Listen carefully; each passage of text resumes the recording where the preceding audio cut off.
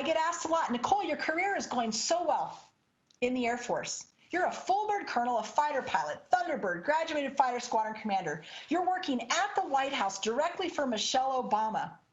Why aren't you still in the Air Force? How did you end up as a speaker, looking at me through this camera lens, talking to us from what used to be your home gym? I think it's a fabulous question. Here's the thing. I love being with all of you, and I love what I do right now. But if I could still be in the Air Force wearing my nation's uniform, leading airmen and flying jets, I would. But you see, my military career, this amazing career, came to an end. Overnight, unexpectedly, very unwelcome, and my career ended very unceremoniously. You see, I was actually medically retired against my will. I went out kicking and screaming because I got sick. I got ill, and it wasn't my fault, but it changed my life forever. You see, in about the summer of 2012, I was physically, mentally, emotionally fit, serving as a commander of an F-15E Fighter Squadron, Seymour Johnson Air Force Base in Goldsboro, North Carolina. It was the middle of the summer, and I started feeling sick, kind of like I had the flu. Little fever, little aches, little pains, little malaise. I went to the doctor. I had a rash on my hip. He said, it looks like you got a spider bite. He gave me some ointment and sent me on my way. Over the next 3 months, I would experience a lot of increasing neurological symptoms. So I would start having problems reading and writing. I had coordination problems with my right hand and my right leg, word finding problems, memory problems. Things weren't looking good. The Air Force didn't know what to do, so they sent me off to some civilian providers. At that time, they thought, well, we think you have multiple sclerosis. Now I'm thinking, how do I keep my career? And I thought, well, if I can't fly airplanes in the Air Force, maybe they'll keep me because I can still lead airmen. But I became a bit of a medical mystery because I didn't fit the multiple sclerosis. Over the next 4 years, my symptoms would wax and wane, and each time they would increase in intensity. The flares would happen more and more often. The doctors couldn't figure it out. At my worst, my list of symptoms was 63 long, covering every single system in my body. I made no sense. It was confusing to me. It was confusing to the doctors. While working for Michelle Obama in 2015, towards 2016, I woke up one morning at my house, and I was locked in. I couldn't move. I couldn't talk.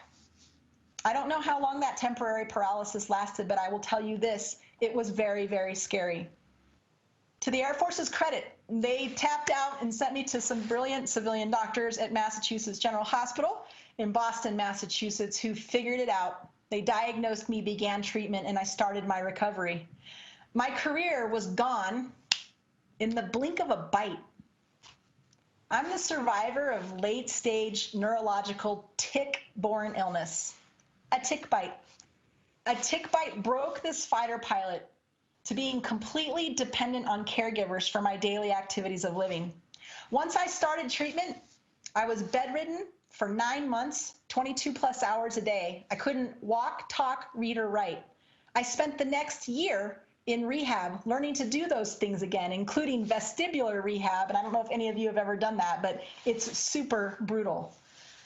So when people ask me, Nicole, how is it that you went from being an officer and a fighter pilot to a speaker? How is it that happened? My answer is this. I got 9 months worth of words saved up, my friends, and I got to get them out. All right? It's okay to laugh. All right? Here's the thing. The unexpected comes along to all of us. Every person watching and every person you work with has a story. And it's important to acknowledge that story and honor that story and not ask people to censor it. You see, as you look at me, I still can't read or write. I have autonomic nervous system dysfunction, which means I can't control my heart rate, my blood pressure, or my temperature very well. And in a cruel twist of fate, I have something called labyrinthian dysfunction, which is a fancy word for a balance deficit, which means I get car sick and air sick on airplanes. Yes, my friends, I recognize the irony in all of that. But I remembered as I was sitting there during those 2 years of treatment and recovery, bedridden and housebound, they emailed me my retirement certificates or sent it in the mail. I didn't even have a retirement ceremony. Pretty amazing 21-plus year career and didn't even have a retirement ceremony. And I was feeling sorry for myself. I can't walk, talk, read, write. I lost my identity. I lost my ability to fly planes. I lost my means for providing for my family. Who am I if I'm not wearing this uniform? Who's going to hire me? And then in that moment, these words came into my head, and I hope that you'll remember these 3 words and you'll utilize them, especially as we get through 2020.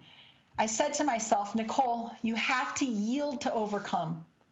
Yield to overcome isn't about quitting, surrendering, or giving up. Yield to overcome is about accepting the unexpected in the headwind and asking yourself the right questions. I wasn't asking myself the right questions. The real question is, what is it that you can do, Nicole? Well, you gain your ability to speak again. You have stories to share. You have a need to be with people. That's how I became a speaker. That's how I went from the White House and a fighter pilot to standing in front of you today.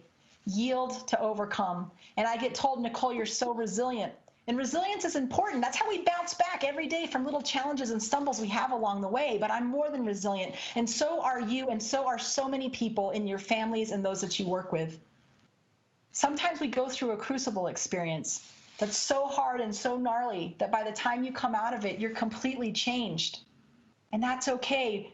But you're not resilient at that point, right? Because there's no bouncing back to your old self. My old self doesn't exist anymore. I am not resilient.